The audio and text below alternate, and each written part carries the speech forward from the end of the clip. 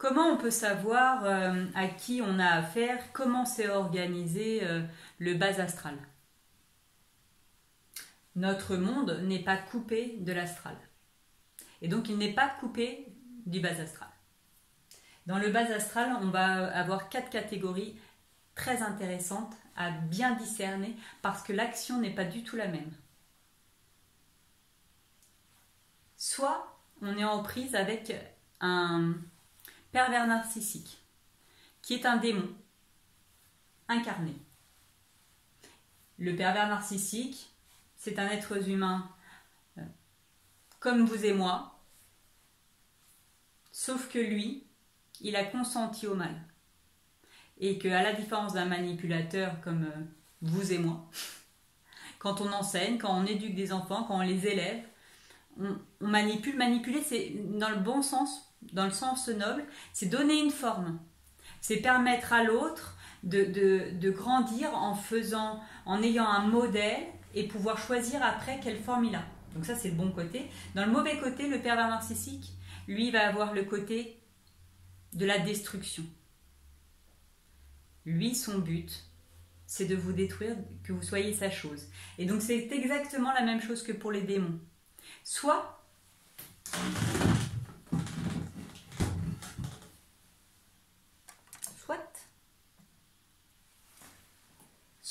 ils sont incarnés et ils sont réellement sur Terre et ils sont vraiment là.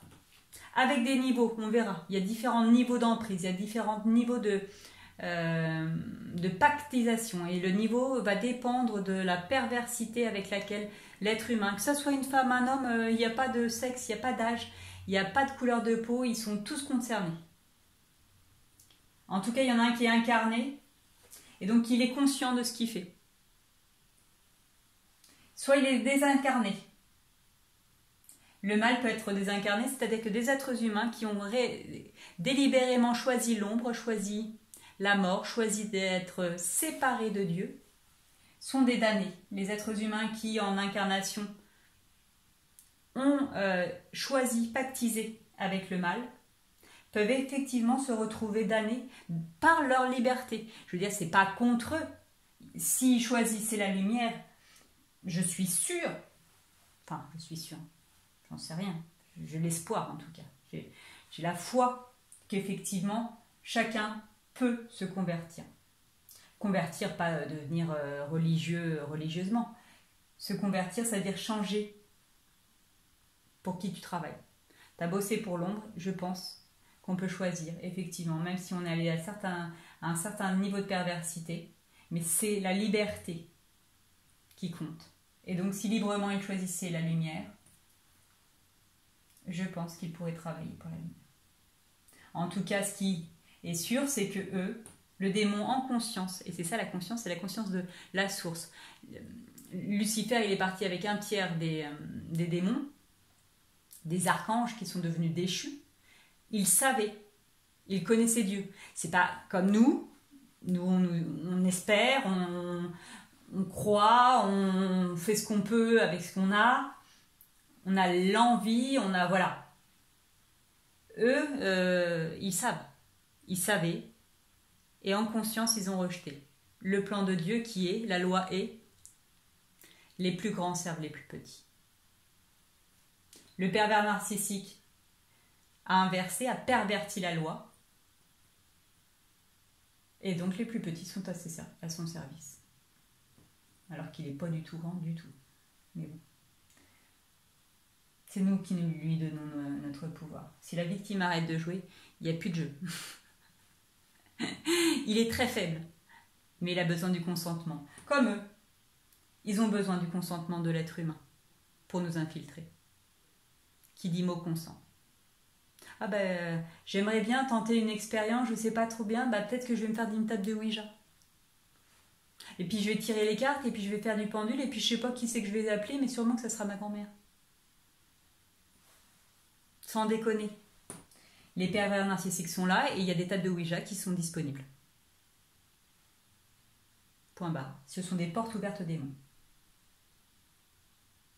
Comme le tarot, comme les oracles, comme le pendule quand c'est mal fait. Je ne dis pas que je n'utilise pas le pendule. Je ne dis pas ça. Je dis que c'est un outil comme un couteau. Je m'en sers pour couper du steak. Pas pour poignarder ma petite sœur. Ils sont conscients. Ils sont conscients et délibérément, ils ne veulent pas de la lumière. Ils ne veulent pas de la loi qui dit les plus grands servent les plus petits. Les désincarnés, ils sont passés du côté, effectivement, du mur de la mort, et donc pour eux, c'est fini l'expérience humaine. On a une dernière classe qui est intéressante parce que c'est celle que nous possédons tous en infiltration, en conscience ou en déni. C'est la classe des entités. Entité, c'est pas une entreprise, mais une entité, c'est quand même, on peut le mettre sous ce vocable-là. Je ne vous parle pas d'entreprise quand je vous parle d'entité. Je vous parle d'égrégore émotionnel. Je vous parle d'égrégore de pensée. Une entité de haine, ça ressemble à un démon, sauf que ça n'a pas de conscience. Ça a une vie, mais c'est vous qui l'avez connecté, c'est vous qui l'avez créé, et c'est vous qui l'avez appelé. Et c'est pour ça que des fois, on ne sait pas tout à fait à qui on a affaire. Est-ce que la personne est aux prises avec une entité, c'est-à-dire qu'elle a tellement la haine contre son ex qu'elle a développé un monstre et qui a une réelle vie et elle est soumise à effectivement des pulsions de vengeance, de haine, ou est-ce qu'elle est effectivement aux prises avec un démon qui a une conscience et qui la manipule pour en devenir sa chose. Dans les entités, on a tout ce qui est forme de vie, donc non incarnée, qui n'a pas eu de vie humaine, qui n'a pas de conscience. Ça va être les sorts, ça va être la magie noire, ça va être tout ce qui est en lien avec la sorcellerie, les envoûtements.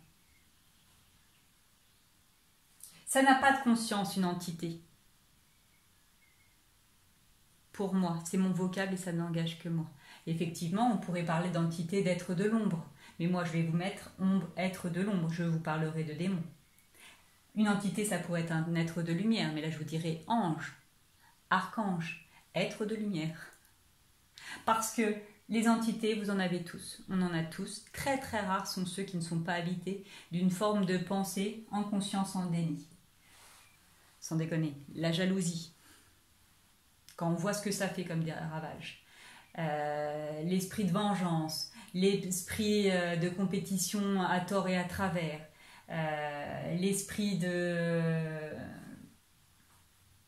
luxure dans le sens je vais utiliser l'autre à mes fins, à mes moyens. Une relation sexuelle, c'est consenti, c'est consentant, chacun donne à l'autre et reçoit de l'autre, se donne et se reçoit. On peut avoir effectivement des entités de luxure qui ne sont pas des succubes ou des incubes. C'est subtil, mais ça veut dire que là, vous avez toute la marge d'action. Ici, vous pouvez changer votre vie. Les entités, elles sont partout, tout le temps, et donc effectivement, un égrégore, c'est comme un gros nuage de pensée, c'est comme un réservoir d'énergie. Et soit vous vous branchez sur un égrégore négatif, qui dit que je vais aller la crever les yeux et les pneus de cette connasse qui m'a piqué mon mec, par exemple. Et donc là, vous avez un égrégore de haine et de vengeance. Soit effectivement, vous connectez un égrégore de paix, de joie, de lumière, d'amour fraternel. Il n'y a pas de conscience, mais il y a de la vie. Les démons, ils savent carrément ce qu'ils font et ils savent pourquoi ils sont là. Les damnés, ils sont passés de l'autre côté, mais c'était des anciens vivants. Et ceux auxquels on est aux prises aujourd'hui et qui sont quand même... Moi, je pense que chacun est au contact d'un pervers narcissique aujourd'hui. C'est vraiment notre champ d'action, il va être entre le pervers narcissique et les entités. La démonologie, l'exorcisme, c'est une charge qui est disponible, effectivement, qu'on soit prêtre ou pas prêtre, mais il faut une foi de dingue et il faut un sacrifice de dingue. Ici, on risque sa vie. Ici, on risque sa santé mentale, c'est vrai. Et puis, tout passe par nous, donc on mange quand même. Mais là, quand vous êtes sur de la conscience, vous avez des forces qui peuvent effectivement vous envahir, nous envahir, et aliéner notre liberté de penser, notre liberté d'agir. Merci.